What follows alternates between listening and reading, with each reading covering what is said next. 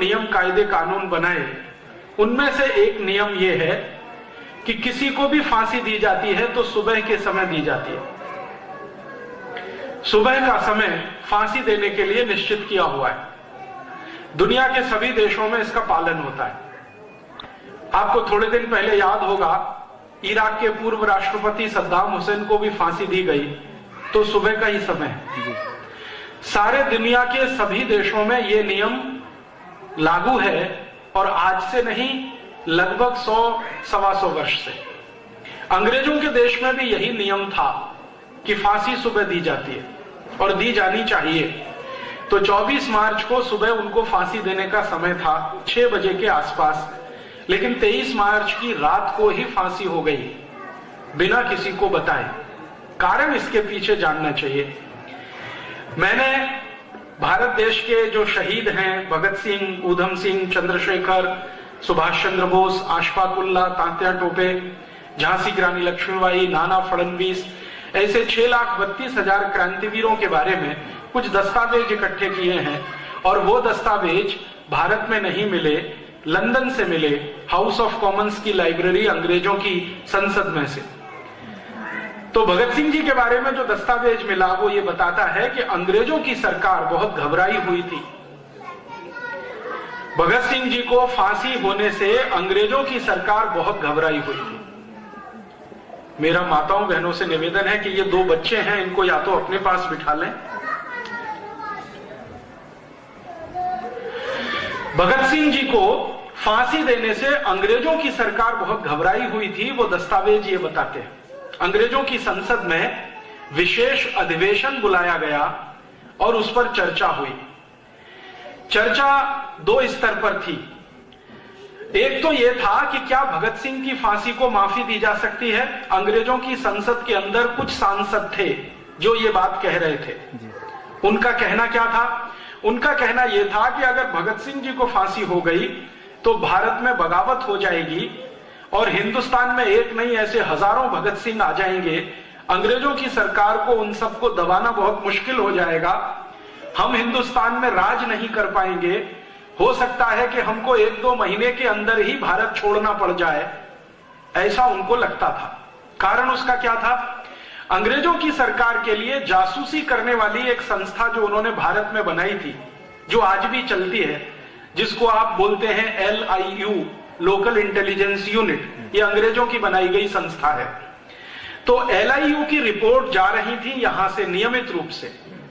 आप जानते हैं कि फांसी की सजा देने का फैसला तो हो गया था लगभग 2-2.5 साल पहले, और उन 2-2.5 सालों में लगातार यहां से रिपोर्ट जा रही थी LIU की, और वो रिपोर्ट ये कह रही थी कि अगर भगत सिंह जी को फांसी होती है तो सारे भारत में एक साथ बगावत होगी और अंग्रेजों को मुश्किल हो जाएगा राज चलाना। तो अंग्रेजों की संसद में इस बात का बहुत डर था। उसी समय संयोग से 1930 और 31 में महात्मा गांधी लंदन गए हुए थे अंग्रेजों की सरकार से वार्ता करने के लिए। अंग्रेजों का उस समय का जो सबसे बड़ा नेता था, व्यक्ति था, लीडर था, वो इरविन था। इरविन के साथ गांधी जी की बात जब चल रही थी तो इरविन ने गांधी जी को कहा कि आप अगर चाहें तो हम भगत सिंह की सजा को माफ कर सकते हैं। गांधी जी ने कहा बिना शर्त? तो उन्होंने कहा नहीं, बिना शर्त तो नहीं, शर्त है उसकी। शर्त क्या है? तो गांधी जी के सामने इरविन ने कहा कि देखिए, हमारी एक ही शर्त है कि आप भगत सिंह जी को निवेदन करें, अपील करें कि वो एक माफीनामा लिखें। Sorry, I am very sorry, मैंने अंग्रेजों के खिलाफ बगावत की है, मुझे इसका बहुत अफसोस है, दुख है, मैं आगे ऐसा कभी नहीं करूंगा। इस तरह का एक माफीनामा लिखें और भगत सिंह जी के हस्ताक्षर उस पर हों और मेरे सामने आप उसे प्रस्तुत करें। ये इरविन कह रहा है गांधी जी से। तो मैं अपनी संसद को कहूंगा कि वो एक स्वर से भगत सिंह की सजा को माफ करेंगे। गांधी जी ने कहा कि मैं ऐसी कोई भी शर्त मान नहीं सकता जिसके बारे में भगत सिंह जी का कंसेंट मेरे पास ना हो। तो इरविन ने कहा कि आप भगत सिंह जी का कंसेंट ले लीजिए, समय आपके पास है, 1 साल का वक्त है। तो गांधी जी ने कहा कि मैं अभी तुरंत थोड़ी 2-4 दिन की आपसे मोहलत चाहता हूं, मैं एक टेलीग्राम करूंगा मेरे एक मित्र को टेलीग्राम करूंगा, वो लाहौर सेंट्रल जेल में भगत सिंह जी को मिलेगा और आपने जो कहा है मैं वो भगत सिंह जी तक पहुंचाने की कोशिश करूंगा। अगर बात बनती है तो हम इस पर आगे जाएंगे। गांधी जी ने एक टेलीग्राम किया। भारत देश के एक अच्छे व्यक्ति, महत्वपूर्ण व्यक्ति, उनका नाम था तेज बहादुर सप्रू। इलाहाबाद हाई कोर्ट में बहुत ऊंचे वकील माने जाते थे, कश्मीरी थे। गांधी जी का टेलीग्राम सप्रू जी के पास आया और कहा कि तुरंत जाओ लाहौर जेल में, भगत सिंह जी को मिलकर आओ और पूछो कि इरविन ऐसा कहता है कि आप एक माफीनामा लिखकर दो तो आपकी सजा फांसी की माफ की जा सकती है। सप्रू जी जब पहुंचे भगत सिंह जी को मिलने के लिए और ये जानकारी उन्होंने जब भगत सिंह जी के सामने दी तो उन्होंने कहा कि मुझे कोई भी शर्त अंग्रेजों की मंजूर नहीं है। मैं नहीं मानता कि मैंने कोई गलत काम किया है, इसलिए माफीनामा लिखने का कोई प्रश्न नहीं है। सप्रू जी ने एक दूसरे तरह से उनको समझाया कि भगत सिंह जी, अगर आपकी फांसी रुक जाएगी, आप जेल से छूट जाओगे, तो आपके जैसे कितने क्रांतिवीरों को आप ट्रेनिंग दे सकते हो, तैयार कर सकते हो, भारत की आजादी जल्दी आएगी। तो भगत सिंह जी ने उनकी बात को काटते हुए कहा कि नहीं, उल्टा होगा। अगर मैं छूट गया, मेरी फांसी की सजा माफ हो गई, मैंने ये माफीनामा लिखकर दे दिया, तो भारत में अंग्रेजों के खिलाफ बगावत का ये जो अभियान शुरू हुआ है, ये पूरा अभियान ही ठंडा पड़ जाएगा, दूसरा कोई भगत सिंह इसमें से निकलकर नहीं आएगा। सप्रू ने कहा क्यों? तो भगत सिंह ने कहा कि हिंदुस्तानियों की एक खासियत है, भारतवासियों की एक खासियत है कि वो मरने से नहीं डरते हैं, लेकिन मरने से पहले का जो दर्द होता है उसको वो सह नहीं सकते। ये बहुत गहरी बात उन्होंने कही। मरने से तो नहीं डरते हैं, 1 मिनट में मृत्यु आ जाए कोई हिंदुस्तानी को उससे फर्क नहीं पड़ता, लेकिन मृत्यु आने के पहले का जो दर्द होता है वो उनकी तकलीफ बढ़ा देता है। मैं भी ऐसा ही एक हिंदुस्तानी हूं, मैं मेरी तकलीफ बढ़ाना नहीं चाहता, मैं तय कर चुका हूं कि मुझे फांसी हो जाए, कोई फर्क नहीं पड़ता। सप्रू जी का दूसरी बार, तीसरी बार, 3 बार आना हुआ लाहौर सेंट्रल जेल में सिर्फ ये समझाने के लिए। उन्होंने देख लिया कि वो तैयार नहीं है और फिर सप्रू जी ने वापस गांधी जी को टेलीग्राम किया कि बापू, भगत सिंह जी का ये मानना है कि उनको फांसी हो जाए, वही भारत देश के लिए और उनके अपने संकल्प के लिए अच्छा है। आप लिहाजा इरविन के साथ कोई बात अगर करें तो माफीनामे का शब्द बीच में ना लाएं, क्योंकि वो लिखने को तैयार नहीं है और हम में से भी कोई नहीं चाहता कि वो माफीनामा लिख कर दें, क्योंकि मानते हैं हम उन्होंने कुछ गलत नहीं किया, उन्होंने अपने भारत की आजादी के लिए किया है। भारत इस समय ठंडा पड़ा हुआ है, शब्द पर ध्यान दीजिए। सप्रू जी का गांधी जी को टेलीग्राम, कह रहे हैं भारत इस समय ठंडा पड़ा हुआ है। 1919 में एक ज्वाला उठी थी, जलियांवाला बाग हत्याकांड हुआ था, उसी समय हम चाहते तो अंग्रेजों को भारत से मार के भगा देते, लेकिन हमने उस अवसर का फायदा नहीं उठाया। ऐसी ही ज्वाला 1857 में उठी थी, भारतवासियों ने तब भी उसका पूरा लाभ नहीं उठाया। हम चाहते तो 1857 में अंग्रेजों को मारकर भगा देते। फिर वो कहते हैं ऐसी ही एक ज्वाला 1880 में उठी थी, हम चाहते तो 1880 में अंग्रेजों को मार भगा देते, लेकिन वो भी समय हमने गंवाया। अब फिर से ज्वाला उठने की तैयारी है, इसको ठंडा मत होने दीजिए और कृपया करके इरविन के साथ भगत सिंह जी के माफीनामे पर बातचीत बंद कर दीजिए। गांधी जी को टेलीग्राम मिला, लंदन में उन्होंने एक मीटिंग बुलाई।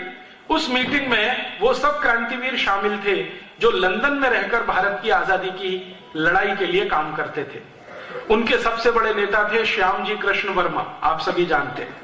उन्होंने एक बहुत बड़ा भवन बना के दिया लंदन में, जहां पर क्रांतिवीर जाते थे, इकट्ठे होते थे, ट्रेनिंग चलती थी, वैचारिक मंथन होता था, सोने ठहरने रहने का इंतजाम होता था। उसका नाम उन्होंने बहुत सुंदर रखा था, India House. India House Shyam ji Krishna Varma ने अपने खुद के कमाए गए पैसे से बनाया था। इसी श्याम जी कृष्ण वर्मा के इंडिया हाउस में भगत सिंह जी के बारे में आखिरी मीटिंग हुई, जिसमें वो खुद मौजूद थे और उनके जैसे कई और क्रांतिकारी मौजूद थे। सबसे पूछा गया कि इरविन का प्रपोजल है, क्या करना है? तो उन्होंने कहा कि इरविन बहुत चालाक आदमी है और अंग्रेजों की सरकार बहुत खतरनाक है, भगत सिंह को माफीनामा वो देना चाहते हैं लिखवाकर अपनी सुरक्षा के लिए, भारत की आजादी के लिए नहीं, क्योंकि अंग्रेजों को डर है कि अगर भगत सिंह को फांसी हुई तो बगावत इतनी बड़ी है, व्यवस्था उलट जाएगी। सेना में बगावत हो सकती है, आर्मी में बगावत हो सकती है, एयरफोर्स में बगावत हो सकती है, नेवी में बगावत हो सकती है, पुलिस में बगावत हो सकती है, क्योंकि आप जानते हैं कि भगत सिंह का मुकदमा जितने दिन इस देश में चला उतना ही उनकी लोकप्रियता बढ़ती चली गई। और भगत सिंह जी की लोकप्रियता भारत नहीं, भारत के बाहर जो रहने वाले भारतवासी थे वहां तक पहुंच गई। तो उस लोकप्रियता से अंग्रेज डरते थे, इसलिए उन्होंने संसद में एक विशेष बैठक बुलाई और उसमें उन्होंने फैसला किया कि अगर भगत सिंह जी को फांसी हुई तो उनके जो परिवार के लोग हैं, उनके जो मित्र हैं, रिश्तेदार हैं, वो उनका शरीर मांगेंगे, मृत शरीर मांगेंगे, और उस मृत शरीर को जुलूस की तरह से वो एक प्रोसेशन के रूप में निकालेंगे, सम्मान सहित उनका अंतिम संस्कार करेंगे। और ऐसी भावना भड़केगी अंग्रेजों के खिलाफ कि शायद पंजाब से हमें भागना पड़ जाए, हो सकता है कि एक बहुत बड़ा भारत हमें खाली करना पड़ जाए। तो अंग्रेजों की संसद में जब ये सब तरफ से बहस हो गई, एलआईयू की रिपोर्ट भी आ गई, और एलआईयू की आखिरी रिपोर्ट थी कि अगर भगत सिंह जी को फांसी होती है और उनका अंतिम संस्कार सम्मान के साथ नागरिकों को करने का मौका मिलता है, समय मिलता है, तो ये तय है कि पूरा पंजाब जलेगा और अंग्रेज सरकार बचा नहीं पाएगी अपने आप को, क्योंकि अंग्रेज सरकार के नीचे काम करने वाले जो हिंदुस्तानी हैं उन्होंने संकल्प ले रखा है कि वो बगावत शुरू करेंगे। एक एलआईयू ऑफिसर ने तो यहां तक लिख दिया कि 1857 में भारतवासियों से एक गलती हो गई थी, वो हमारे लिए बड़ी अच्छी हुई और भारतवासियों को भारी पड़ी। वो गलती क्या थी आप जानते हैं? 1857 का जो क्रांति वाला संग्राम था उसको एक साथ शुरू करने का फैसला हुआ था और उसकी एक तारीख तय की गई थी, लेकिन हमारे भारत के अति उत्साही क्रांतिकारियों के कारण उस तारीख से लगभग 10-11 दिन पहले ही बगावत शुरू हो गई। तय हुआ था एक दिन, वो था 10 मई 1857, लेकिन कहीं पर 30 अप्रैल, कहीं पर 1 मई, कहीं पर 2 मई, इस तरह से अलग अलग बगावतें शुरू हो गई।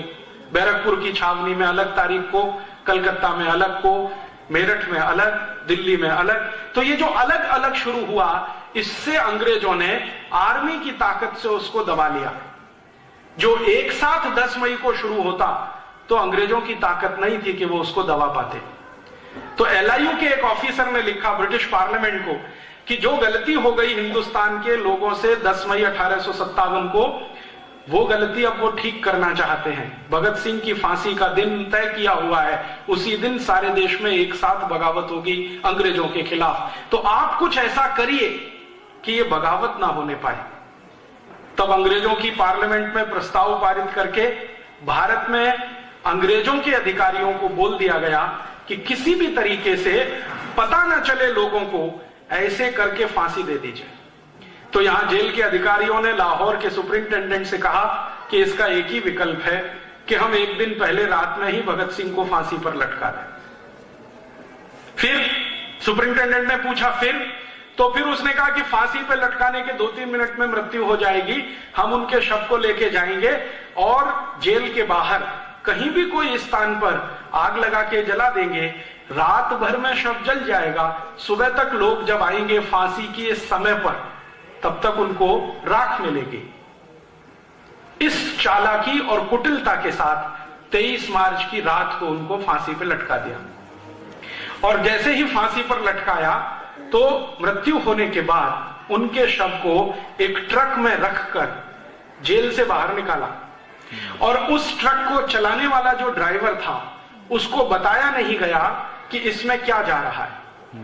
उसको यह कहा गया कि तुमको ये ट्रक लेके जाना है, पीछे ट्रक में कुछ लोग बैठे हैं, उनसे बात नहीं करनी है, वो कुछ काम करेंगे, आपको उनके साथ कुछ सहयोग करना है, संवाद नहीं करना है। ट्रक के ड्राइवर को शक हो गया कि ऐसा क्या है कि मैं बात नहीं कर सकता।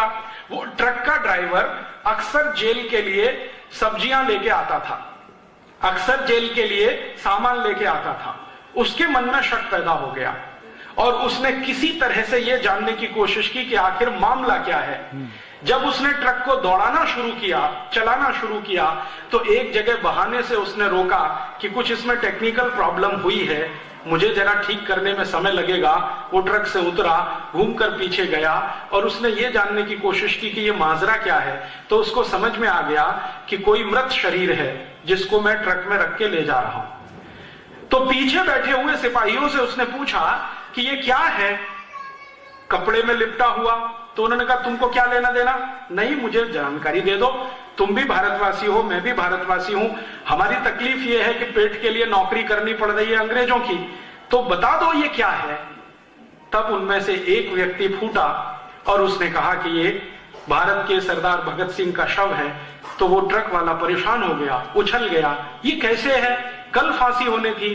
तो उन्होंने कहा नहीं, अंग्रेज सुपरिंटेंडेंट ने रात को ही फांसी दे दी है, अब क्या करना है। तो अब हमें आदेश है सिपाही और ट्रक ड्राइवर को कि कहीं पर लकड़ियां मिल जाएं तो किसी पानी के किनारे, नदी के किनारे इसको जला देना है। फिर उस ड्राइवर के समझ में सारा खेल आ गया। उसने कहा ठीक है, मैं ऐसा कोई स्थान चुनने की कोशिश करूंगा जहां पर हम ये सब कर सके। इतनी देर में उसने योजना बना ली। लाहौर से ट्रक को भगाता हुआ वो लाया और कहां पर, हुसैनी वाला पहुंचा। हुसैनी वाला आप सब जानते हैं, अमृतसर के नजदीक है, भारत पाकिस्तान बॉर्डर पे है। हुसैनी वाला में जब वो पहुंचा तो लकड़ियां इकट्ठी करनी है, इस बहाने से आसपास के गांवों के लोगों को जाके उसने बोलना शुरू किया कि ऐसा ऐसा हुआ है। तब लोग वहां से दौड़े और लोगों को दौड़ाते दौड़ाते वो लेके आया वहां तक। तो वो अंदर बैठे हुए सिपाही छोड़कर भागे और भगत सिंह जी के शरीर को सम्मान के साथ हुसैनी वाला में अंतिम संस्कार करने का उस ट्रक ड्राइवर ने बहुत बड़ा पराक्रम किया।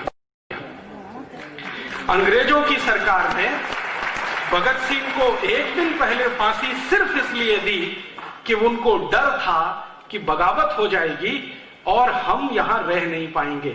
इस छोटी सी घटना का गंभीर विश्लेषण अगर हम करें, अंग्रेजों की पूरी सरकार अकेले सरदार भगत सिंह से इतनी घबराई हुई थी कि फांसी हो जाए तो बगावत हो सकती है। घबराहट इतनी अधिक थी अंग्रेजों में एक भगत सिंह के कारण। और संसद में जब जब भगत सिंह के बारे में चर्चा हुई तो अंग्रेज अधिकारी जिन्होंने भगत सिंह को नजदीक से देखा वो कहते थे कि वो आदमी है, मरने से नहीं डरता है। और ऐसे हिंदुस्तान में लाखों क्रांतिकारी हैं जो मरने से नहीं डरते हैं। हिंदुस्तानियों को मरने का डर दिखाकर गुलाम बनाना बहुत मुश्किल है, कोई और रास्ते हमको तलाशने पड़ेंगे। तो अंग्रेजों की संसद की यह बहस और भगत सिंह जी का अंतिम संस्कार जो ट्रक ड्राइवर के द्वारा किया गया, हुसैनी वाला आज भी भगत सिंह जी की समाधि है, आप कभी भी जाएं वहां जरूर मत्था टेक कर आए।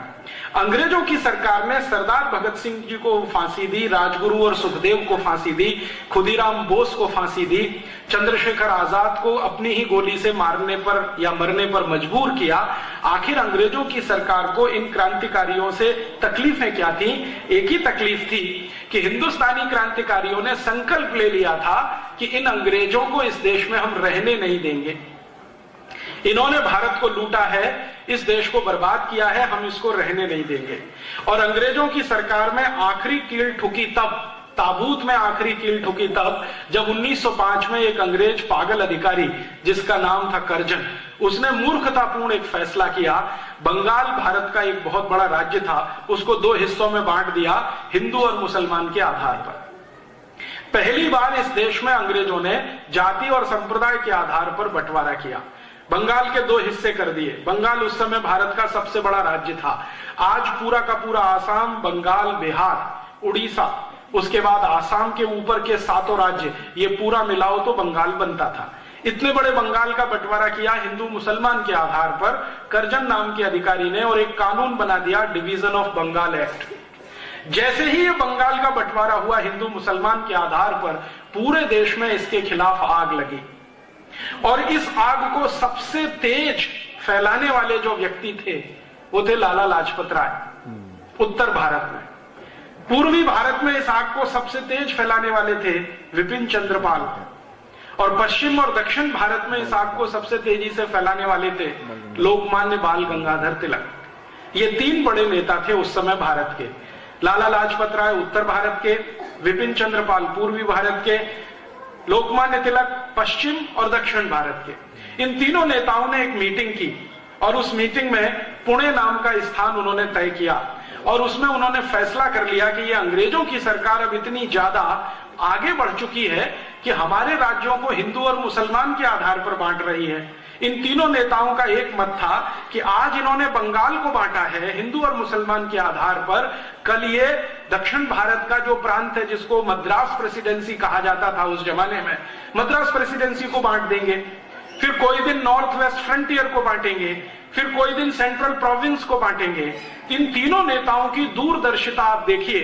1905 में ये तीनों कह रहे हैं कि फिर किसी दिन भारत को ही बांट देंगे, इसलिए पूरी ताकत लगाकर अंग्रेजों का विरोध होना चाहिए। तो लाला लाजपत राय ने उत्तर भारत में कमान संभाली, विपिन चंद्र पाल ने पूर्वी भारत में कमान संभाली और पश्चिम और दक्षिण भारत में लोकमान्य तिलक ने कमान संभाली और पूरे देश में अंग्रेजों के खिलाफ एक माहौल खड़ा किया।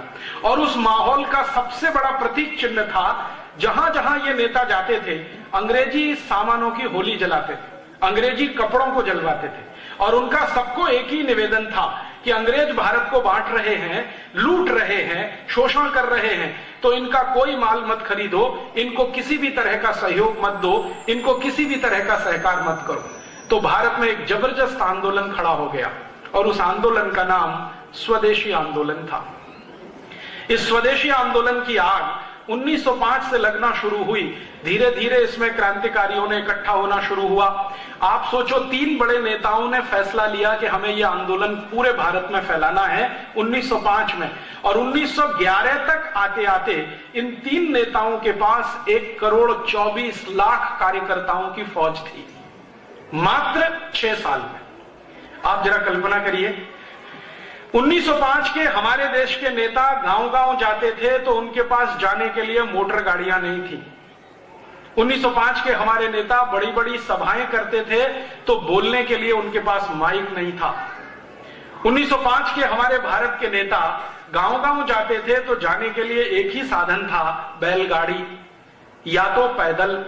तो बैलगाड़ियों पर पैदल चलकर या टट्टुओं पर माने घोड़ों पर बैठकर, यही उनके प्रवास का तरीका होता था। माइक होता नहीं था, सैकड़ों लोगों की सभाएं में संबोधन करना पड़ता था सवेरे से शाम तक। लोकमान्य तिलक की पर्सनल डायरी मैंने पढ़ी तो पता चला एक एक दिन में 8-8, 10-10 सभाएं करनी पड़ती, एक एक सभा में 1-1 घंटे 1.5 घंटे बोलना पड़ता था। और इन तीनों नेताओं ने बिना थके गांव-गांव ये काम शुरू किया। 6 साल की इनकी मेहनत का परिणाम निकला कि पूरे भारत में स्वदेशी आंदोलन में 1,24,00,000 कार्यकर्ता इकट्ठे हो गए। फिर इन्होंने तय किया कि अब कार्यकर्ताओं की संख्या बहुत है तो अब अंग्रेजी सरकार को झुकाया जाए और इनके सामने कोई ताकत का प्रदर्शन किया जाए। तो अंग्रेजी सरकार के अधिकारी कर्जन को इन्होंने नोटिस दिया, तीनों ने संयुक्त रूप से, और उस नोटिस में लिखा कि या तो आप बंगाल का बंटवारा वापस करो और नहीं तो हम आपके खिलाफ असहयोग, सत्याग्रह और बगावत करेंगे और आपकी सरकार को चलने नहीं देंगे। कर्जन ने अपने अधिकारियों को भेजा बात करने के लिए, तो इन तीनों नेताओं ने अधिकारियों को कहा कि हमारे पास एक सबसे बड़ी ताकत है कि 1,24,00,000 कार्यकर्ता हैं, ये आपके खिलाफ बगावत करते हुए जेल जाएंगे। अंग्रेजों के पास जेल की कुल संख्या 17,000 है।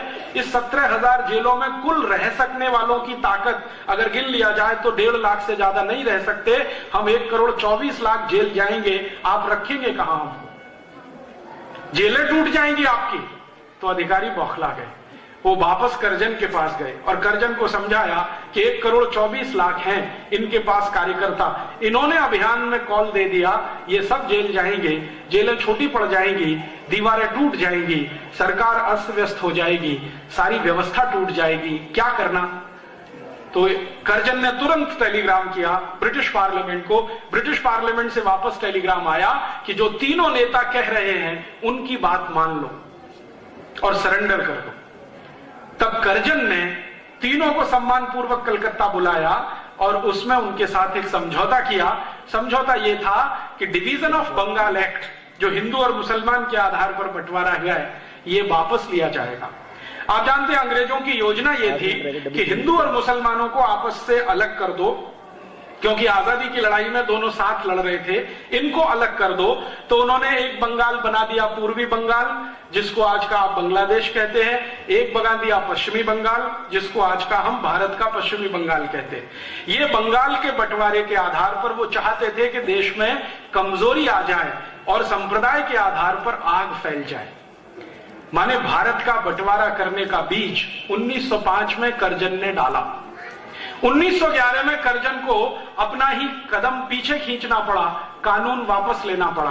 कानून जैसे ही वापस आया, पूरे भारत में खुशी की लहर दौड़ गई और भारतवासियों में एक आत्मविश्वास आया कि हम अंग्रेज सरकार को झुका सकते हैं और उसको सरेंडर करा सकते हैं, बनिस्बत कि हम एक रहें। तो उसी दिन से अंग्रेज सरकार रात दिन योजना बनाती रही कि कैसे भारतवासियों को तोड़ा जाए और कैसे भारतवासियों को फिर से अलग किया जाए। और उसी तोड़ने और अलग करने का नतीजा यह था कि अंग्रेजों की सरकार ने भारत के अंदर एक ऐसा आदमी खोजा जो उनके इस काम को आसान करे, और उस आदमी का नाम था मोहम्मद अली जिन्ना। मोहम्मद अली जिन्ना लंदन में पढ़ रहा था उस समय। कॉलेज उनका था हैरिस कॉलेज, वहां पर वो पढ़ाई करता था। पढ़ाई करते समय उनकी नजर पड़ी, अंग्रेजों ने तय कर लिया कि इस आदमी को हम भारत में मुस्लिम लीडर के रूप में प्रमोट करेंगे और इसकी मदद से अपनी नीतियों को भारत में लागू कराएंगे। मोहम्मद अली जिन्ना को हमेशा अपने कंट्रोल में रखने के लिए अंग्रेजों ने उसके पीछे एक बहुत बड़ी चाल खेली। आप जानते हैं कि अंग्रेजों की कौम दुनिया में सबसे निकृष्ट है। कभी भी कानूनी काम करना हो, उससे भी कई गुना नीचे गिरकर गैर कानूनी काम भी वो कर सकते हैं। किसी राजा के साथ भारत में उन्होंने संधि की, अगले ही दिन उस संधि से पलट सकते हैं। तो जिन्ना को प्रमोट करने का तय किया और उसके पीछे अपना एक पिल्लू छोड़ दिया या एक एजेंट लगा दिया। उस एजेंट का नाम था एडविना। उस एजेंट का नाम था एडविना। बाद में यही एडविना माउंटबेटन की पत्नी बनाई गई और उसको भारत में उन्होंने भेजा था। बीच का किस्सा यह है कि लगा दिया जिन्ना के पीछे एडविना को। एडविना भी उसी कॉलेज की विद्यार्थी थी, लॉ में पढ़ती थी जिसमें जिन्ना पढ़ता था। और कुछ संयोग ऐसा हुआ या दुर्योग ऐसा हुआ कि जहां उन्होंने लगा दिया जिन्ना के पीछे एडविना को और जिन्ना को पता नहीं, वहीं उसी समय नेहरू जी भी पढ़ाई किया करते थे हैरिस कॉलेज में, पंडित जवाहरलाल नेहरू। और पंडित जवाहरलाल नेहरू जो हैरिस कॉलेज में पढ़ा करते थे, जिन्ना के साथ कभी कभी चाय कॉफी पिया करते थे। धीरे धीरे इस एडविना ने नेहरू और जिन्ना दोनों को शराब पीना सिखाया और दोनों को धीरे धीरे आगे बढ़ाया। अंग्रेजों की पॉलिसी थी कि दोनों को पैम्परिंग करते रहना है, दोनों को थपथपाते रहना है। थोड़े दिन के बाद जब इनकी पढ़ाई पूरी हुई, ये वापस आए, तो एडविना इनके साथ लग चुकी थी।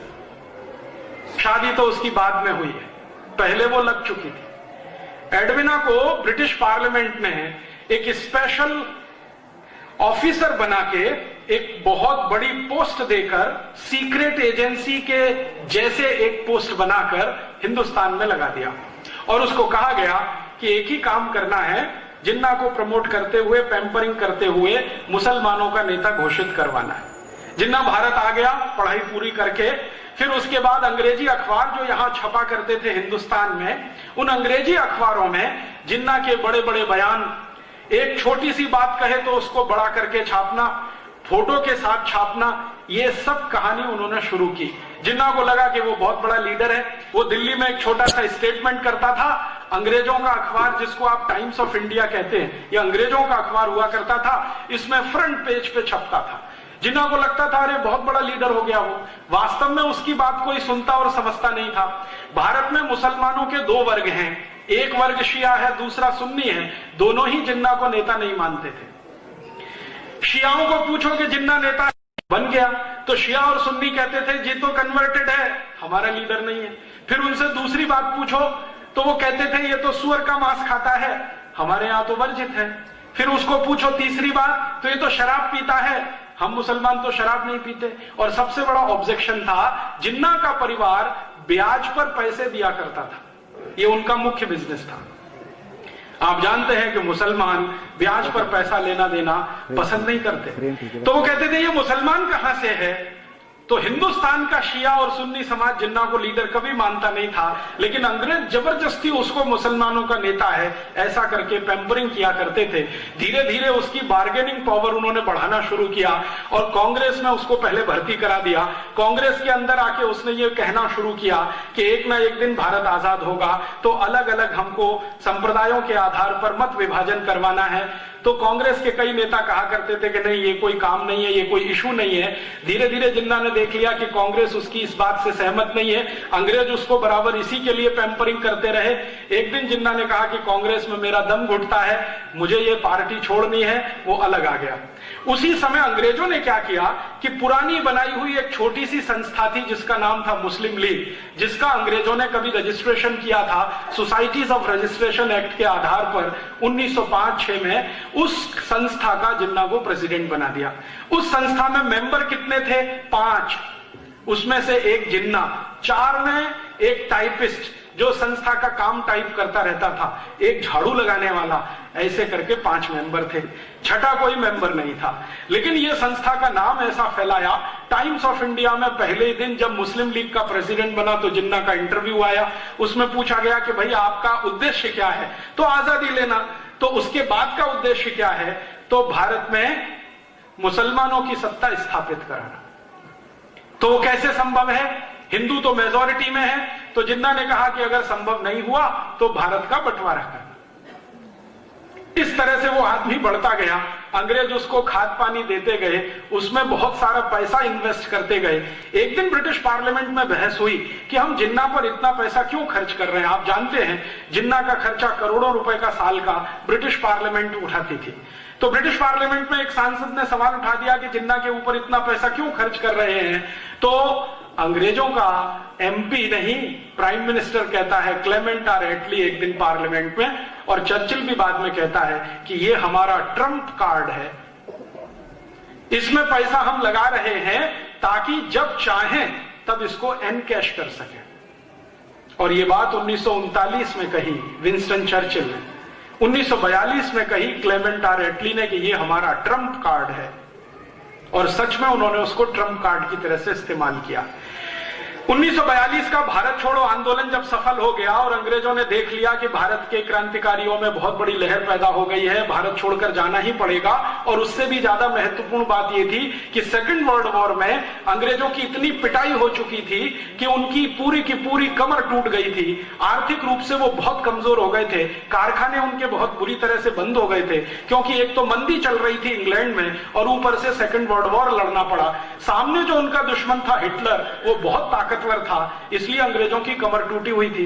तो उन्होंने कहा अब ये 2 देशों को हम संभाल पाए ये संभव नहीं है, भारत को छोड़ना ही पड़ेगा अगर हम अपने को बचाना चाहते। तो उन्होंने 1942 के अंत में ही तय कर लिया था कि अब हम भारत को छोड़ देंगे। बाद में घोषणा भी कर दी 45 में कि भारत को छोड़ देंगे। जैसे ही भारत को छोड़ने की बात आई तो जिन्ना को फिर आगे कर दिया कि अब तुम डिमांड करो। जिन्ना ने कहा कि ठीक है, मुझे पाकिस्तान चाहिए, पाकिस्तान चाहिए, इससे कम पर कोई समझौता हो सकता है? कांग्रेस के नेताओं ने जिन्ना से पूछा तो उसने कहा हां हो सकता है। क्या हो सकता है? मुझे भारत का प्रधानमंत्री बना दो, इस पे समझौता हो सकता है।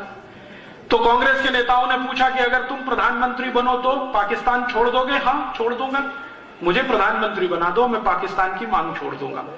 कांग्रेस वर्किंग कमेटी की मीटिंग हुई, उसमें यह बात रखी गई कि जिन्ना बोलता है कि उसको प्रधानमंत्री बनाना है। तो नेहरू जी ने कहा कि मैं उसको प्रधानमंत्री तो क्या, अपने ऑफिस का चपरासी नहीं बना सकता।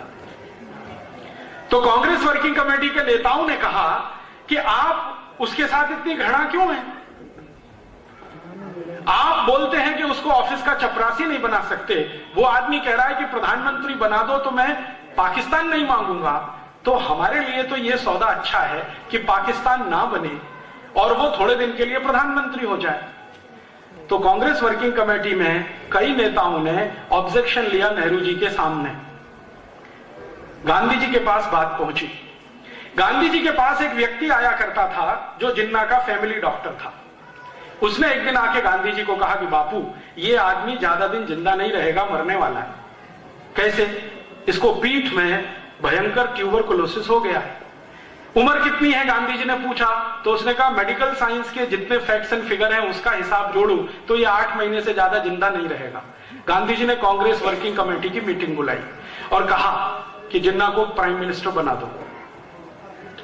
तो फिर प्रश्न उठा क्यों? तो गांधी जी ने कहा बचेगा नहीं, ज्यादा दिन की उम्र नहीं है, मरेगा, कम से कम भारत तो बंटवारा नहीं होगा। और गांधी जी को इसमें इंटरेस्ट क्या था? आप जानते हैं गांधी जी ने एक स्टेटमेंट कर दिया था पब्लिकली कि पाकिस्तान बनेगा तो मेरी लाश पर बनेगा। तो गांधी जी ने कहा कि मेरी तो ये कमिटमेंट है कि मैं पाकिस्तान नहीं बनने दूं। तो कांग्रेस वर्किंग कमेटी के सामने गांधी जी समझा रहे हैं कि 8 महीने में मर जाएगा, ट्यूबरकुलोसिस हो गया है, पीठ का ट्यूबरकुलोसिस है, बन जाने दो। तो नेहरू ने कहा मैं तो तुम डिप्टी प्राइम मिनिस्टर बन जाओ। तो फिर बाकी नेता खड़े हो गए, मैं। तो गांधी जी ने कहा कोई फाइनेंस मिनिस्टर हो जाओ, कोई कुछ हो जाओ, कोई कुछ हो जाओ, प्राइम मिनिस्टर इसको हो जाने दो। तब नेहरू ने फिर कहा गांधी जी से, और वो आप सुनिए, और वो रिकॉर्ड की बात है, कोई साधारण बात नहीं है, फिर आपको समझ में आएगा कि भारत के बंटवारे का जिम्मेदार कौन है। नेहरू जी ने कहा कि बापू, अगर जिन्ना प्रधानमंत्री बनेगा तो मैं कांग्रेस को तोड़ दूंगा, और मैं कांग्रेस को तोड़कर अपना अलग गुट बनाऊंगा और अंग्रेजों के सामने सत्ता के दावे का क्लेम करूंगा। जैसे आज हमारे देश में होता है ना, चुनाव खत्म होता है, गवर्नर के पास हम जाते हैं ना क्लेम करने के लिए कि मैं कल से सरकार बनाऊंगा। तो नेहरू जी का स्टेटमेंट है, रिकॉर्डेड स्टेटमेंट है, गांधी जी के सेक्रेटरी ने रिकॉर्ड किया जिनका नाम था प्यारेलाल, वो लिखा हुआ है। तो नेहरू जी कहते हैं कि मैं कांग्रेस का एक गुट बनाऊंगा, अंग्रेजों के सामने अपना दावा पेश करूंगा, हो सकता है अंग्रेज मुझे सत्ता हस्तांतरण करें, फिर उसके बाद क्या होगा। तब गांधी जी ने कहा कि नेहरू, अगर तुम्हारी ये विचारधारा है तो मुझे भगवान अभी उठाए, मैं अब 1 मिनट भी जिंदा नहीं रहना चाहता। तो मौलाना अब्दुल कलाम ने गांधी जी को पूछा कि आप इतने निराश क्यों हो गए? तो गांधी जी ने कहा कि मैंने किसी गलत आदमी के सिर पे हाथ रखा है। गलत आदमी माने पंडित जवाहरलाल नेहरू। फिर गांधी जी ने अपने सेक्रेटरी प्यारेलाल को कहा कि ये नेहरू और जिन्ना में इतनी घृणा क्यों है? प्यारेलाल ने कहा मुझे नहीं मालूम है। तो गांधी जी ने कहा पता कराओ। तो पता कौन कराएगा? तो LIU के दिल्ली के ऑफिसर को बुलाया, जो गांधी जी की प्रार्थना में नियमित रूप से आता था रिपोर्टिंग करने के लिए। गांधी जी ने अपने पास बुलाया कि भाई एक रहस्य मुझे बता दो, क्या कि ये जिन्ना और नेहरू एक दूसरे को पसंद नहीं करते, फूटी आंख देख नहीं सकते, चक्कर क्या है? तो LIU के ऑफिसर ने कहा 15 दिन का समय दे दो, मैं आपको बता दूंगा। 15 दिन के बाद वो आया और उसने कहा कि बापू, ऑफिशियल रिपोर्ट दूं कि अनऑफिशियल? तो गांधी जी ने कहा दोनों दो। तो उन्होंने कहा कि अनऑफिशियल रिपोर्ट ये है जो मैं लिख के नहीं दूंगा, लेकिन आप समझ जाएंगे। लिख के दूंगा, अप्रत्यक्ष रूप से लिखूंगा तो भी आप समझ जाएंगे। बात सीधी सी ये है कि ये जिन्ना और नेहरू एक दूसरे को पसंद इसलिए नहीं करते हैं कि इनके बीच में एडविना है।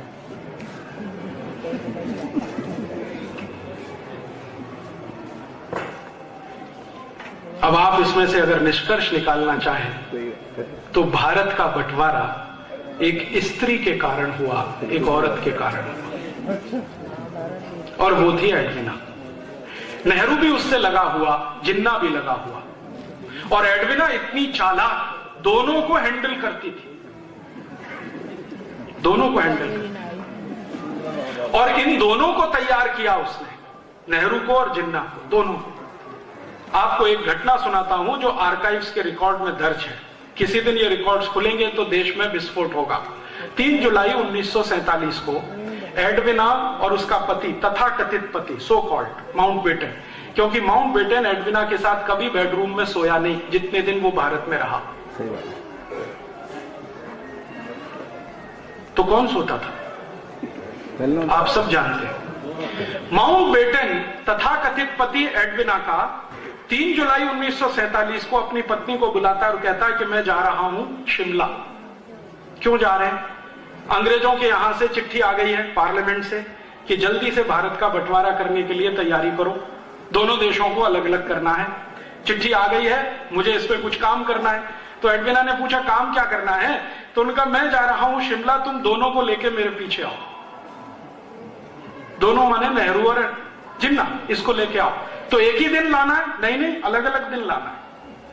तो पहले पहुंच गया माउंटबेटन, पीछे से एक दिन लेके गई वो नेहरू को शाम को ही इशारे इशारे में कहा गया कि आपको बंटवारे के पेपर्स पर हस्ताक्षर करने हैं। नेहरू ने कहा कि मैं नहीं कर सकता। क्यों नहीं कर सकते? तो कांग्रेस वर्किंग कमेटी में मुझे पूछना पड़ेगा। तो कांग्रेस वर्किंग कमेटी में बाद में कहना, पहले हस्ताक्षर कर दो। तो नेहरू ने कहा नहीं। और ये सब थोड़ी देर चला वार्तालाप। थोड़ी देर के बाद एडविना ने आर्म ट्विस्टिंग किया, और वो आर्म ट्विस्टिंग ये था कि मिस्टर नेहरू, अगर आप अभी साइन नहीं करते हैं तो मुझे कुछ फोटोग्राफ्स भारत की प्रेस में रिलीज करने पड़ेंगे। सही बात है। और वो फोटोग्राफ्स क्या थे? एडविना के साथ शराब पीते हुए, एडविना के साथ डांस करते हुए, एडविना के साथ पता नहीं क्या क्या करते हुए। एडविना इतनी चालाक महिला थी कि अंतरंग क्षणों को उसने फोटोग्राफी से उतरवा के रखा हुआ था, कभी भी इस्तेमाल करने के लिए। नेहरू जी परेशान हो गए कि अगर ये फोटोग्राफ्स रिलीज हो गए तो क्या होगा। इमीडिएट वो तैयार हुए और 3 जुलाई को सवेरे 2:30 बजे उन्होंने सिग्नेचर कर दिए। दिल्ली भागकर आए, कांग्रेस वर्किंग कमेटी की मीटिंग बुलाई और कहा कि मैंने तो भारत का बंटवारा स्वीकार कर लिया। तो कांग्रेस वाले परेशान हो गए कि आपने बिना हमसे पूछे। तो उन्होंने कहा हाँ, परिस्थिति कुछ ऐसी थी कि मैंने वो बंटवारा स्वीकार कर लिया। क्या परिस्थिति थी? तो सच नहीं बताया कि वो जिन्ना अड़ा हुआ था और भारत के साथ बार्गेनिंग करने की कोशिश कर रहा था। इतना एरिया मुझे पाकिस्तान में दो, ये सब बातें बता के वर्किंग कमेटी को कन्विंस किया। तो वर्किंग कमेटी ने कहा कि गांधी जी को बताया। तो उन्होंने कहा गांधी जी को बताने की जरूरत नहीं है। क्यों जरूरत नहीं है? तो नेहरू जी का सेंटेंस सुनिए, ये बुढ़ा खूसट, इसका दिमाग खराब हो गया है, इसको बताने से क्या फायदा। लेकिन बात तो पहुंची गई गांधी जी तक। गांधी जी ने फिर वर्किंग कमेटी की मीटिंग बुलाई और इस वर्किंग कमेटी की मीटिंग में आखिरी बार उन्होंने कहा कि देखो, नेहरू ने हस्ताक्षर तो कर दिए हैं, लेकिन मैं भारत के नागरिकों की तरफ से इसको मान्यता अगर ना दूं तो अंग्रेजों की सरकार परेशान हो जाएगी। लेकिन तुम सब तय कर लो कि नेहरू को रखना है या बाहर करना है। तो वर्किंग कमेटी में फूट पड़ गई। कुछ लोगों ने समर्थन कर दिया, कुछ लोगों ने विरोध कर दिया। सरदार पटेल उस समय खामोश हो गए, मौन हो गए। उन्होंने अपना ओपिनियन नहीं बताया। तो कई लोगों ने उसका अपना अपना अलग अर्थ लगाया। फिर गांधी जी ने कहा कि फिर ठीक है, तुमको जो करना है वो करो, मेरे पास आज से आना बंद कर दो। वो आखिरी दिन था। उसके बाद गांधी जी ने कांग्रेस वर्किंग कमेटी की मीटिंग में जाना और उनको अपने पास बुलाना बंद कर दिया। और उसके 10-12 दिन के अंदर 3 जुलाई से लेकर 17 जुलाई 1947 के बीच में इन्होंने बहुत सारे वो काम कर दिए कि बंटवारे में कौन सा हिस्सा पाकिस्तान जाएगा, कौन सा भारत रहेगा, आर्मी का बंटवारा कैसे होगा, लोगों का बंटवारा कैसे होगा, पैसे का बंटवारा कैसे होगा, वो सब फॉर्मूले तय कर लिए। अंग्रेजों ने एक अधिकारी भेज दिया, उस अधिकारी ने बाउंड्री लाइन तय कर लिया और उसके बाद सब कुछ तय होकर 14 अगस्त रात 12 बजे उन्होंने भारत को तथाकथित आजाद कर दिया, 2 टुकड़े करके, भारत और पाकिस्तान। मैं आपसे बहुत विनम्रता पूर्वक कहने आया वो ये कि भारत और पाकिस्तान का बंटवारा कोई वैचारिक आंदोलन का परिणाम नहीं था। भारत और पाकिस्तान का बंटवारा कोई बहुत बड़े युद्ध क्रांति का परिणाम नहीं था। भारत और पाकिस्तान का बंटवारा 2 नेताओं के चरित्र से उतर जाने का दुष्परिणाम था।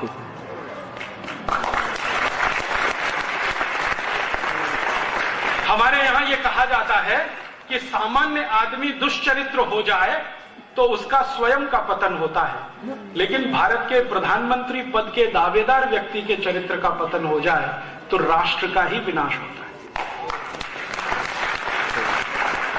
ये कहानी है हिंदुस्तान के बंटवारे की। आप बोलेंगे जी क्यों सुनाई? इसलिए सुनाई कि एक तरफ सरदार भगत सिंह जैसे 6,32,000 क्रांतिकारी जो भारत को आजाद होकर एक नया राष्ट्र बनाने का सपना देख रहे थे, और एक तरफ जिन्ना और नेहरू जैसे लोग जो अपने चरित्र में नीचे गिरकर देश की सत्ता का सौदा कर रहे थे। आप बोलेंगे जी हमें तो पहली बार ये सब सुनने को मिला है। ये पहली बार आपको सुनने को इसलिए मिला है कि कोई इसको कहने की हिम्मत नहीं करता है। इस देश में बहुत सारे इतिहासकार हैं जो नेहरू जी के बारे में सब जानते हैं, लेकिन पब्लिक में जाकर बोलना ताकत नहीं है। नेहरू जी एक दिन में 60 सिगरेट पीते थे, चेन स्मोकर थे। एक सिगरेट छूटे तो दूसरी चालू, दूसरी छूटे तो तीसरी चालू। जिन्ना एक दिन में 72 सिगरेट पीता था। दोनों एक ही ब्रांड की शराब पीते थे। पेरिस में, फ्रांस में एक शराब बनती है जिसका नाम है कॉन्यैक। उस जमाने में उसकी एक बोतल 16,000 रुपए की आती थी, और उस जमाने का 1 रुपया आज के 300 रुपए के बराबर है। तो दोनों की शराबें पेरिस से आती थी। कपड़े धुलने के लिए पेरिस जाया करते थे। सिगरेट पीना, शराब पीना और मांस का खाना खाना। जिन्ना सुअर का मांस खा लेता था, नेहरू जी गाय का भी मांस खा लेते थे। इसका पता कैसे चला? जैसे ही देश के बंटवारे हुए तो बंटवारे के तुरंत बाद कांग्रेस के कुछ नेताओं ने नेहरू जी के सामने एक प्रस्ताव लाया कि नेहरू जी, आपने लाहौर में एक भाषण दिया था और बोला था कि मैं कभी भारत का प्रधानमंत्री बन गया या मेरे हाथ में देश की बागडोर आई तो गाय की हत्या बंद करने वाला कानून 1 मिनट में बनाऊंगा। अब देश के आप प्रधानमंत्री बन गए हैं, गो हत्या बंद करने का कानून तो बना दो। तो नेहरू जी का बहुत मुस्कुराते हुए उत्तर था कि वो पहले की बात थी, अभी की थोड़ी। तो उसने पूछा क्यों, क्या तकलीफ है आपको? गोरक्षा का कानून बन जाना चाहिए इस देश में, क्या तकलीफ है आपको? तो नेहरू जी ने कहा, मेरे लंच का क्या होगा? और नेहरू जी का सेक्रेटरी जिसका नाम था जॉन मथाई, वो लिख कर गया है कि नेहरू जी के लंच में बीफ चलता था। बीफ का मतलब होता है गाय का मांस। वो खुद गाय का मांस खाते थे और अपने को कश्मीरी पंडित कहा करते थे।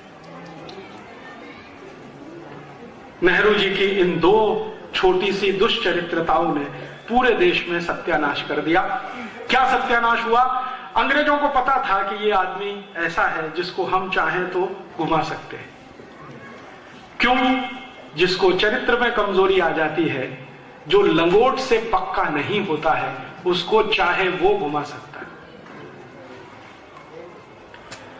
ये दुनिया में सबसे बड़ा उसूल है सार्वजनिक सामाजिक काम करने वालों के लिए। जो लंगोट का पक्का नहीं होता है, उसको चाहे वो घुमा सकता है। तो अंग्रेजों को पता चल गया कि ये तो बहुत कच्चा आदमी है, तो उन्होंने उस कच्चे आदमी के कच्चेपन का भरपूर फायदा उठाया और संसद में बार बार भाषण हुआ। एटली बोलता है, चर्चिल बोलता है कि चिंता मत करो, नेहरू के हाथ में सत्ता है, हम जो चाहेंगे वही होगा। तो आप चाहेंगे तो क्या होगा? तो चर्चिल ने कहा कि चिंता मत करो, भारत से हम लौटने के बाद भी भारत में वही होगा जो हम चाहेंगे।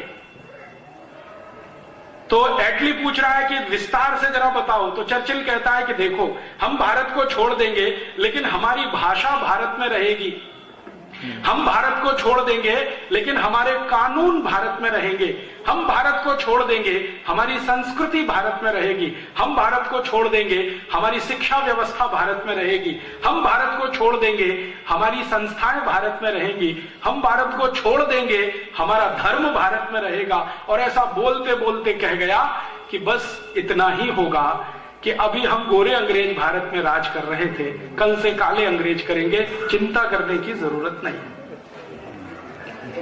और आप जानते हैं, आजादी मिलने के बाद नेहरू जी का जो पहला भाषण हुआ भारत की संसद में, वो संसद के अंदर रिकॉर्डेड है। 3.5 घंटे का स्पीच है जिसमें नेहरू जी कह रहे हैं कि भारत की आजादी के बाद हमें भारत चलाना है तो इन्हीं अंग्रेजों की मदद लेनी पड़ेगी जिन्होंने अब तक भारत चलाया है। इसलिए मैं संसद में ये अनाउंस करता हूं कि अंग्रेजों की बनाई गई प्रशासनिक व्यवस्था जैसी की तैसी ही चलेगी।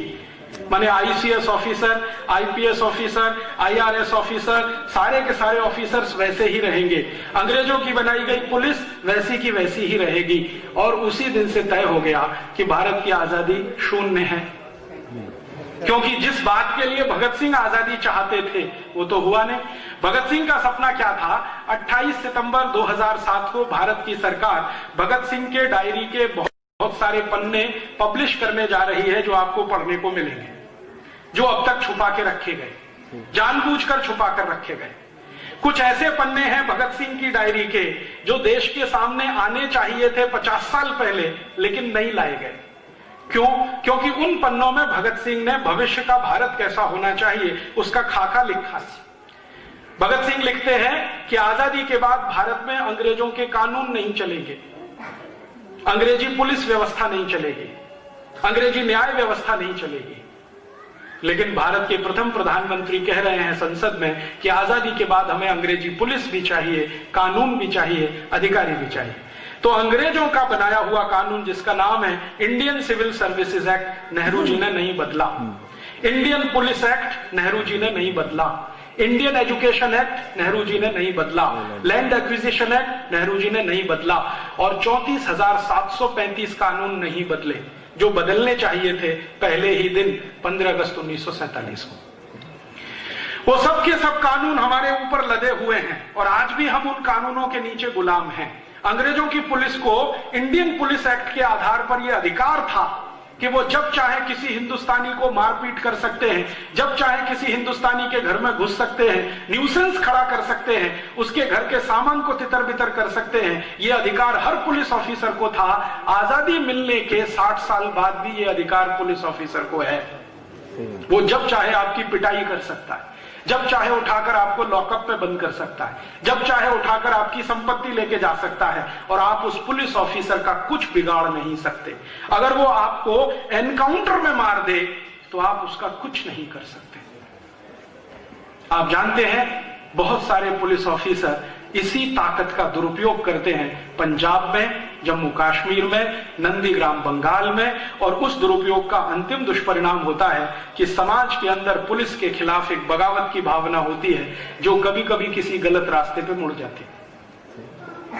ये कानून बदला नहीं, इंडियन एजुकेशन बदला नहीं, अंग्रेजी को भगाया नहीं। जब अंग्रेज भागे तो अंग्रेजी जानी चाहिए, वो भगाया नहीं, सब कुछ रख लिया, बस अंग्रेज चले जाएं, बाकी सब भारत में रह जाए। ये आजादी का तथ्य निकला। भगत सिंह का सपना था कि अंग्रेज के साथ अंग्रेजियत जाए इस देश में से, अंग्रेजों के साथ अंग्रेजियत जाए, ये भगत सिंह का सपना था। लेकिन आजादी के बाद भारत के प्रधानमंत्री पहले पंडित नेहरू ने अंग्रेजों को विदा किया, अंग्रेजियत को संभाल के रख लिया। दुष्परिणाम क्या हुआ उसका? अंग्रेज जब भारत छोड़कर गए तो भारत में गाय का कत्ल करने के लिए 350 कत्ल खाने होते थे। अब अंग्रेजों के जाने के 60 साल के बाद इस देश में 36,000 कत्ल खाने हो गए गाय का कत्ल करने वाले। जब अंग्रेज हिंदुस्तान छोड़कर गए थे तो एक साल में 30,000 गाय कटती थी। अब अंग्रेजों के 60 साल के बाद इस देश में एक दिन में 30,000 गाय कट जाती है। ये हमने विकास किया। अंग्रेज जब इस देश को छोड़कर गए थे तो गाय का मांस अंग्रेजों की पुलिस खाती थी और अंग्रेजों की सेना खाती थी। अंग्रेजों के चले जाने के 60 साल के बाद भारत की गायों का मांस दुनिया के तमाम लोग खा रहे हैं। यहां से गाय का मांस एक्सपोर्ट किया जा रहा है। अंग्रेजों के जमाने में ये जो कानून नहीं बदला सरकार ने, अंग्रेजों के जाने के बाद भी नहीं बदला, उसका आज दुष्परिणाम ये है कि गाय के एक एक साल के बछड़े, 2-2 साल के बछड़े रात दिन काटे जाते हैं, ट्रक के ट्रक भर के कत्ल खानों में भेजे जाते हैं। किसी कत्ल खाने के सामने आप जाके 10 मिनट खड़े नहीं हो सकते। पंजाब से गायों का इतना कत्ल हुआ है कि देशी गाय ही दिखाई नहीं देती इस पूरे पंजाब में। पंजाब के मैं जितने भी गांव में आज तक गया हूं, किसी भी गांव में देशी गाय का दर्शन नहीं मिला। हिंदुस्तानी गाय, थरपारकर, साहीवाल, कांकरेजी, लाल सिंधी, सफेद सिंधी, राठी, ये सब भारत की गाय हैं, कहीं दिखने को नहीं मिलती है। जो पंजाब में दिखाई देती है वो सब अमरीकी गाय, होलेस्टियन, फ्रीजियन, जिसको अंग्रेजों ने लाकर यहां छोड़ा और हिंदुस्तानी गाय को साफ करा दिया। और ये सिर्फ पंजाब का हाल नहीं है, पूरे हिंदुस्तान में यही हो रहा है। देशी गाय का बड़े पैमाने पर कत्ल। अंग्रेजों का तर्क ये था कि गाय का मांस खाने में बहुत स्वादिष्ट है। आज हमारे देश में जो काले अंग्रेज चला रहे हैं सरकार को, वो भी यही कहते हैं कि गाय का मांस खाने में बहुत स्वादिष्ट है, इसलिए गाय का कत्ल बंद नहीं हो सकता, चालू रहेगा। अंग्रेजों ने एक कॉन्वेंट स्कूल खोला था कलकत्ता में 1760 में। अब हिंदुस्तान में हजारों कॉन्वेंट स्कूल गली गली में हैं। और मुझे ये कहते हुए बहुत शर्म आती है कि हिंदुस्तान में बजरंगबली कॉन्वेंट स्कूल भी है। My God. सरस्वती माता कॉन्वेंट स्कूल भी है इस देश। आज तक मेरे समझ में नहीं आया बजरंगबली का कॉन्वेंट से क्या कनेक्शन है।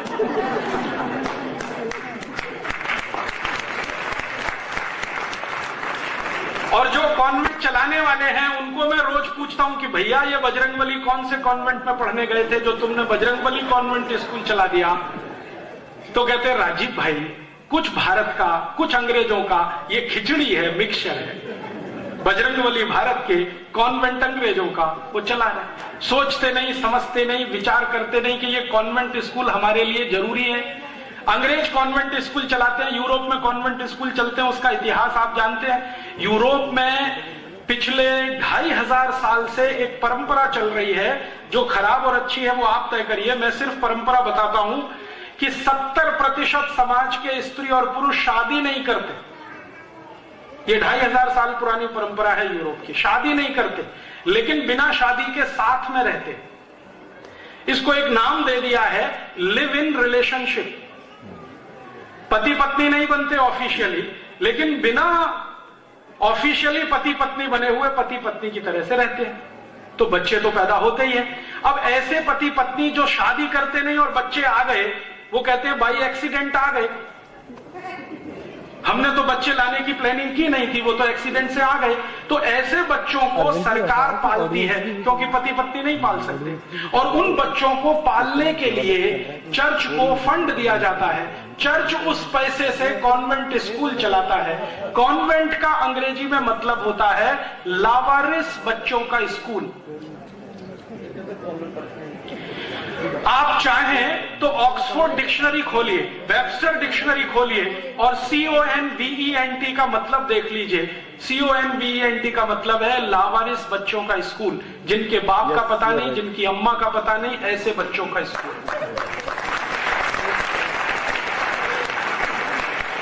आप जानते हैं कॉन्वेंट स्कूल में बच्चे जब पढ़ने जाते हैं तो उनको टीचर नहीं कहना सिखाया जाता। वो कहते हैं ये फादर है, ये मदर है, ये ब्रदर है, ये सिस्टर है। टीचर नहीं है, फादर है, मदर है, ब्रदर है, सिस्टर है। क्यों? असली नहीं है, तो नकली से ही काम चलाना पड़ेगा, असली तो है नहीं। अब मुझे अपना सिर पीटने का मन करता है कि जो कॉन्वेंट स्कूल चलाए जाते हैं बिना माँ बाप के बच्चों के, उन कॉन्वेंट स्कूलों में अच्छे खासे माँ बाप के बच्चे पढ़ते हैं। और वो गर्व से कहते हैं मेरा बेटा सेंट जोसेफ कॉन्वेंट में पढ़ता है, मेरी बेटी सेंट मैरी कॉन्वेंट में पढ़ती है। फिर मैं पूछता हूं लावारिस बच्चों के स्कूल में? तो थोड़ी देर के लिए परेशान हो जाते हैं। फिर जब मैं उनको डिक्शनरी खोल खोल के दिखाता हूं, पढ़ पढ़ के सुनाता हूं, तो कहते राजी भाई क्या करें, अच्छी शिक्षा देनी है तो मजबूरी का कुछ समझौता करना है। मैं उनसे कहता हूं कि आप क्या समझौता कर रहे हैं, जरा सोचो तो सही। हमारे भारत की परंपरा है कि किसी भी बेटे या बेटी की दो माताएं हो सकती हैं, बाप दो नहीं होते। आप जानते हैं भारत की परंपरा। भगवान कृष्ण की दो माताएं, एक ने जन्म दिया, एक ने पाला। भगवान राम की 3 माताएं, कैकेयी, सुमित्रा, अतिरिक्त माता, मूल माता कौशल्या। आप पुराने जमाने से ढूंढना शुरू करो तो हर एक महान व्यक्ति की 2-3 माताएं मिल जाएंगी। राणा प्रताप की 2 माताएं, एक पन्ना धाय जिसने दूध पिलाया और एक असली मां जिन्होंने जन्म दिया। शिवाजी की 2 माताएं। तो भारत में ऐसी परंपरा हजारों साल से है। माताएं 2 हो सकती हैं, 3 हो सकती हैं, बाप एक ही होता है। लेकिन कॉन्वेंट स्कूल में पढ़ने वाले बच्चों के 2-2 बाप होते हैं।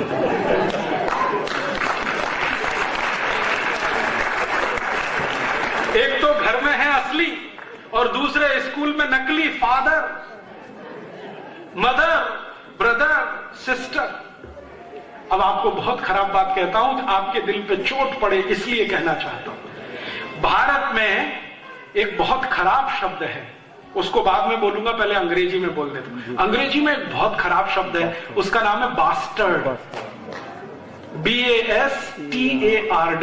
इस बास्टर्ड शब्द को अगर आप खोल के देखो डिक्शनरी में, ऑक्सफोर्ड में या चैम्बर्स में या वेबस्टर में, तो इसका अर्थ है ऐसा लड़का जिसके 2 बाप, उसको बास्टर्ड कहते हैं। हमने अपने अच्छे खासे बेटे बेटियों को कॉन्वेंट में भेज भेज के बास्टर्ड बना दिया। और हम बड़े गर्व से कह रहे हैं कि हमारी बेटी, हमारा बेटा कॉन्वेंट में पढ़ता है। क्या हुआ हमारे दिमाग को? खराब हो गया है क्या? नेहरू जी का दिमाग खराब हुआ एडविना के कारण, समझ में आता। आपको क्या हो गया?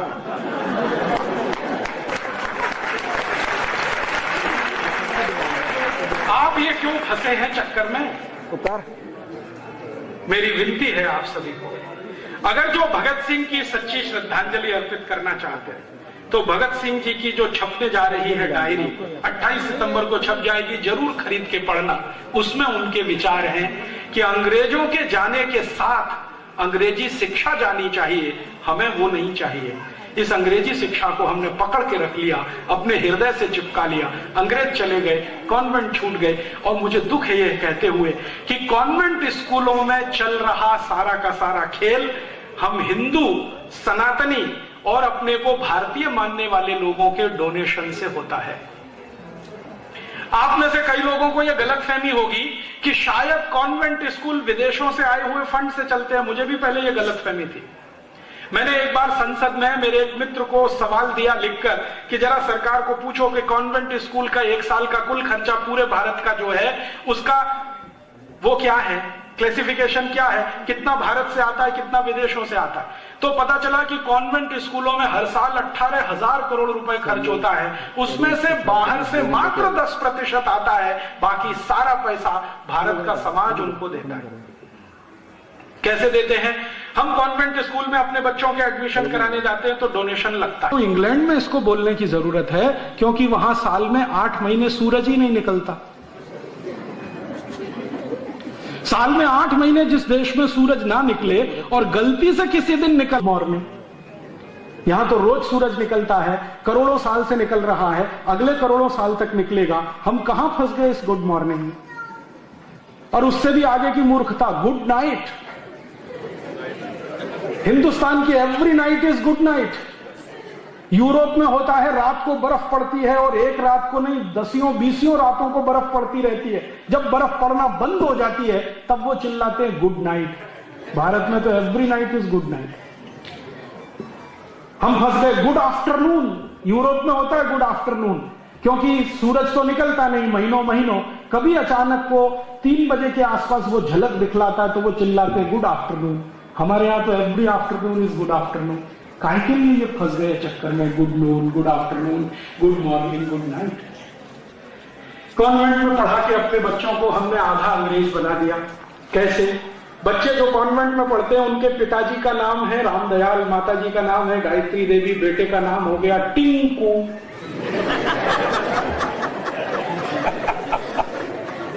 मेरे समझ में नहीं आता कि ये रामदयाल और गायत्री देवी का टिंकू कहां से आया। टिंकू का अर्थ समझते हैं? फिर से डिक्शनरी खोली ऑक्सफोर्ड की, वेबस्टर की। टिंकू का अर्थ है आवारा लड़का।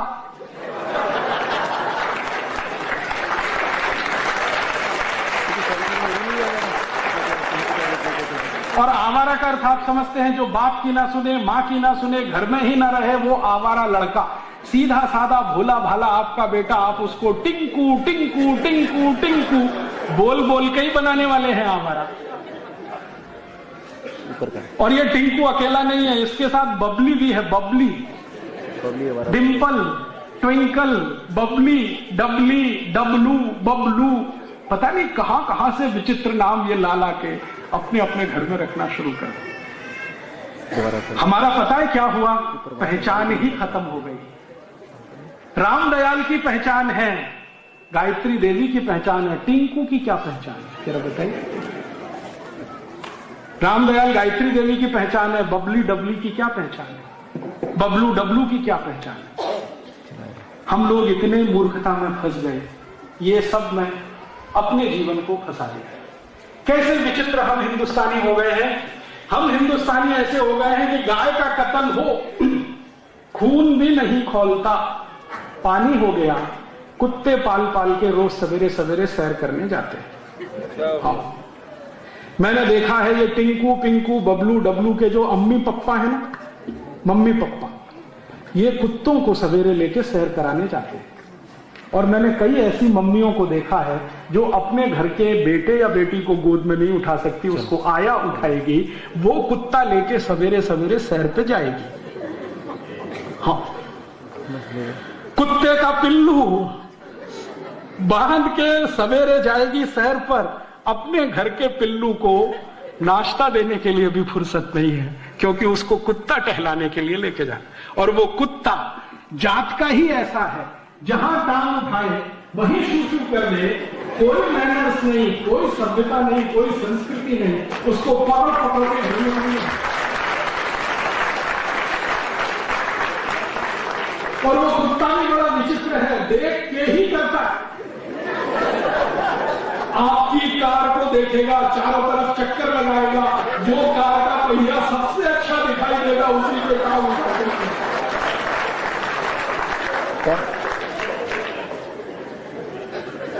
और उस कुत्ते को घर में बांध के बाहर एक बोर्ड टांग देते हैं, बिवेयर ऑफ डॉग। ये है हमारा कचरा हो गया, पहचान नहीं खत्म। पहले हर घर के सामने गाय बांधी जाती थी, अब घरों में कुत्ता आ गया। हमने विकास कर लिया, गाय को तो काट के मांस खा रहे हैं, कुत्ते को घर के सामने बांध रहे हैं, जो आपको भी चिल्लाए, पड़ोसी को भी चिल्लाए, आने वाले को उससे भी ज्यादा चिल्लाए। कहना था कि यही एक ऐसा जीव है जो आने वाले भविष्य में किसी काम का ना हो। गाय को लेके नहीं गए, बैल को लेकर नहीं गए, कुत्ते को लेके गए, वो प्रतीकात्मक है। उस युधिष्ठिर ले गए अपने साथ उस कुत्ते को, हमने फिर वापस लाके घर में बांध दिया, क्योंकि अंग्रेजों के अंग्रेज तो हम हैं। अंग्रेज पालते हैं कुत्ता, जानते हैं क्यों पालते हैं? क्योंकि यूरोप में ठंड बहुत पड़ती है, और जब बहुत ज्यादा ठंड पड़ती है तो कुत्ते की बहुत जरूरत पड़ती है। क्या काम के लिए? बर्फ पड़ती है, 10 फीट ऊंची, 15 फीट ऊंची, बर्फ के नीचे बहुत कुछ दब जाता है, गाड़ियां दब जाती हैं, घरों के दरवाजे दब जाते हैं। तब वो कुत्ता है जो सूंघ सूंघ के बताता है कि कहां क्या है, इसलिए अंग्रेज कुत्ते को पालता है। उनकी मजबूरी है कुत्ता पालना, हमारे लिए कोई मजबूरी नहीं है। लेकिन हम इस अंग्रेजियत में डूबे। थोड़ा आगे बढ़े, इस अंग्रेजियत का क्या असर है गवर्नमेंट स्कूलों का? अपने अच्छे खासे हिंदुस्तान में जहां समशीतोष्ण जलवायु है, टेम्परेचर बराबर का है, ना ज्यादा ठंडी है ना ज्यादा गर्म है, उस हिंदुस्तान के छोटे छोटे बच्चों को गले में टाई लटकवा दिया कॉन्वेंट के कारण। टाई यूरोप में पहनी जाती है, और टाई लगाने के पीछे यूरोप में कारण क्या है? 14वीं शताब्दी में यूरोप में टाई का आविष्कार हुआ, और उसका कारण यह था कि यूरोपियन लोगों को ठंड बहुत है, क्योंकि सर्दी बहुत है, तो अक्सर जल्दी जल्दी सर्दी जुकाम होता है, तो नाक अक्सर बहती रहती है।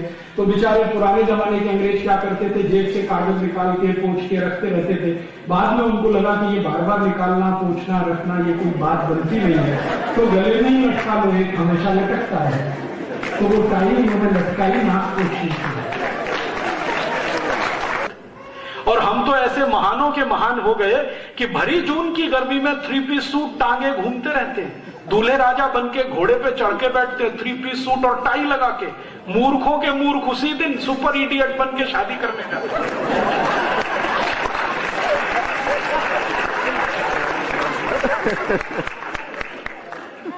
किसी को मैं पूछता हूं, भैया ये शादी का दिन है, इडियट क्यों बन रहे हो? ये 3 पीस सूट और टाई लगा के जून की भयंकर गर्मी में 45 डिग्री टेम्परेचर में जब पसीना पसीना शरीर हो रहा है, टाई सूट लगा के घोड़े पे चढ़ के बैठे हो, घोड़े पे बैठने की ये ड्रेस नहीं है। तो कहते हैं राजी भाई आज तो छोड़ दीजिए। क्यों? आज शादी है, तो शादी के दिन सुपर इडियट होना है क्या? जोकर बनना है क्या? और मैं कभी कभी उनसे कहता हूं कि भैया अगर तुम 3 पीस सूट और टाई लगाते हो तो शादी के समय अपनी पत्नी को मैक्सी पहनाओ या मिडी में लेके आओ। मिडी समझते? हाफ स्कर्ट यहां तक, घुटने के ऊपर तक की स्कर्ट को वहां मिडी कहते हैं। तो मैं कहता हूं मिडी में लाओ अपनी पत्नी को, मैक्सी में लाओ, क्योंकि आप से गृहस्थी।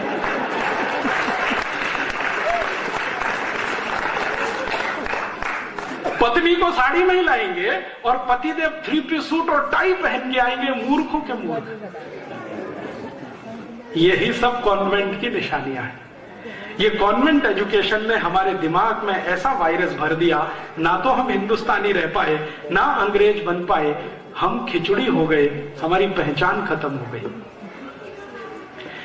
मैं दुनिया में बहुत घूमता हूं और दुनिया के देशों में जब मैं जाता हूं तो मुझे बड़ा गर्व होता है कि जो देश में मैं गया वहां के लोगों का पहनावा देख के मुझे तुरंत पता चलता है कि यह आदमी कहां का है। गल्फ के किसी भी देश में चले जाइए, सऊदी अरब के आदमी को आप कपड़े से पहचान लेंगे, संयुक्त अरब अमीरात वाले को कपड़े से पहचान लेंगे, बहरीन वाले को पहचान लेंगे, कुवैत वाले को पहचान लेंगे, ओमान वाले को पहचान लेंगे। और कई बार तो ऐसा होता है कि पूरे कपड़े देखने की जरूरत नहीं, सिर पर जो स्कार्फ बांधा हुआ है ना, उससे मैं देश बता सकता हूं ये आदमी किस देश का है। ये हिंदुस्तानी विचित्र बंदा है, कहीं भी घूमे यूरोप और अमेरिका में पहचान ही नहीं सकते कि किस देश का है, सरदारों को छोड़कर। हाँ, क्योंकि वो अकेले बचे हुए हैं जिन्होंने अपनी पगड़ी नहीं छोड़ी है, जिन्होंने अपने केश नहीं छोड़े हैं, जिन्होंने अपना कड़ा नहीं छोड़ा है, जिन्होंने अपनी कटार नहीं छोड़ी है। मैं दुनिया में जहां भी जाता हूं सिखों को तुरंत पहचान लेता हूं कि ये पक्का हिंदुस्तानी है। बाकी किसी हिंदू को पहचानना बहुत मुश्किल होता है, क्योंकि 3 पीस सूट और टाई लगा के वो अंग्रेजों का बाप नजर आता है। जो कोई हमारे पोशाक से हमें नहीं पहचान सके तो ऐसी इज्जत और ऐसे सम्मान का क्या करें। हमारी भाषा बदल गई, हम अब अंग्रेजी में बात करते हैं, पढ़े लिखे लोग ज्यादा अंग्रेजी में बात करते हैं, विचित्र विचित्र शब्द बोलते रहते हैं, कहते हो Rajiv Dixit she is my Mrs. मैं पूछता हूं really she is your Mrs? क्योंकि मिसेस का मतलब नहीं मालूम। मिसेस का मतलब होता है धर्म पत्नी को छोड़कर कोई भी महिला। जी जी, एग्रीड सर, एग्रीड। मैं आपको सच बता रहा हूं, जोक नहीं है ये। अंग्रेजों की डिक्शनरी में मिसेस का अर्थ होता है धर्म पत्नी को छोड़कर कोई भी ऐसी महिला जिसके साथ आप चाहें तो 1 रात गुजारें, 2 रात गुजारें, माने वैश्या और कॉरल गर्ल, वो मिसेस होती है। हम हमारी अच्छी खासी धर्म पत्नी को मिसेस बनाने पे तुले हुए हैं। Oh Rajiv Dixit she is my missus. तो मैं पूछता हूं really she is your missus? Oh my god. और इसका उल्टा है मिस्टर। मिस्टर माने पति को छोड़कर कोई भी पुरुष जिसको आप इस्तेमाल करने के लिए लाए, पैसा देके सवेरे विदा करेंगे, वो मिस्टर। हम अपने धर्म पति को मिस्टर बनाते हैं, धर्म पत्नी को मिसेस बनाते हैं, बिना सोचे समझे अंग्रेजों की नकल करके अपने को अंग्रेजों से बड़ा सिद्ध करने की कोशिश करते हैं। बच्चों को बचपन से बड़ा करते हैं, उनको कविताएं भी सुनाते हैं तो अंग्रेजी में twinkle twinkle little star how I wonder what you are. उन बच्चों को पूछो भैया इसका मतलब क्या है, मालूम नहीं। Twinkle twinkle little star how I wonder what you are, मतलब मालूम नहीं है। रटा रटा के उसको तोता बना दिया, पोपट। कभी कभी कुछ बच्चे आते हैं, rain rain go away come again another day little baby wants to play. फिर मैं उनसे पूछता हूं मतलब मालूम है इसका क्या? रेन रेन गो अवे माने बारिश तुम चली जाओ, कभी भी मत आओ क्योंकि मुझे खेलना है। भगवान ने अगर सुन लिया तो आप बोल रहे हैं रेन रेन गो अवे, बारिश तुम चली जाओ चली जाओ चली जाओ, कभी भी मत आओ। भगवान ने सुन लिया बारिश आएगी नहीं, भूखे मर जाएंगे आप सब। ऐसी उल्टी उल्टी कविताएं क्यों सिखा रहे हैं? Rain rain go away come again another day. तो आप बोलेंगे जी कौन सी कविताएं सुनाएं? क्या पंजाबी में कोई कविता नहीं है, हिंदी में नहीं है, मराठी में नहीं है? मराठी की एक कविता मुझे याद आती है, बता देता हूं। ये रे पाऊसा तुला दे तो पैसा, पैसा झाला खोटा पाऊस आला मोठा। माने बारिश तुम जल्दी जल्दी आओ, जल्दी जल्दी आओ, ज्यादा ज्यादा आओ, मैं तुमको पैसा दूंगा। ऐसी कविता है मराठी की। ऐसी ही होगी कोई पंजाबी में, ऐसी ही होगी हिंदी में, जिसमें बारिश को हम बुला रहे हैं। रेन रेन गो अवे नहीं सिखा रहे हैं, बारिश तुम चली जाओ। हमारा दिमाग पता नहीं कहां चला गया। ऐसी मूर्खता की कविताएं बच्चों को सिखाते हैं, मूर्खता के स्टेटमेंट उनको बताते हैं। बच्चों को बोलना सिखाते हैं, मम्मी बोल, मां मत बोल, मम्मी बोल। मम्मी का मतलब है मरा हुआ, MUMMY, मम्मी माने मरा हुआ। और डैडी, डैडी माने मरे हुए जैसा। और अब और तरक्की हो गई है, अब बोलते हैं डैड, पूरा ही मरा हुआ।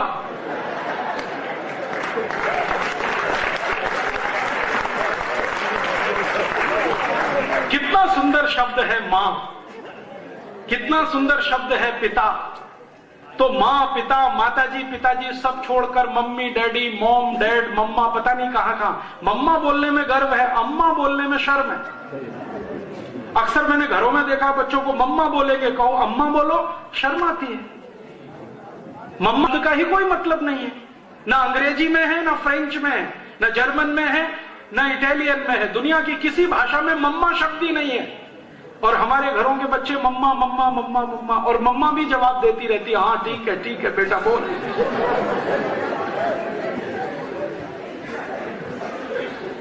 मेरा आपको हाथ जोड़कर विनती है, अपनी पहचान को मत डुबोइए। दुनिया में जिनकी पहचान खत्म हो जाती है उनका सब कुछ खत्म हो जाता है।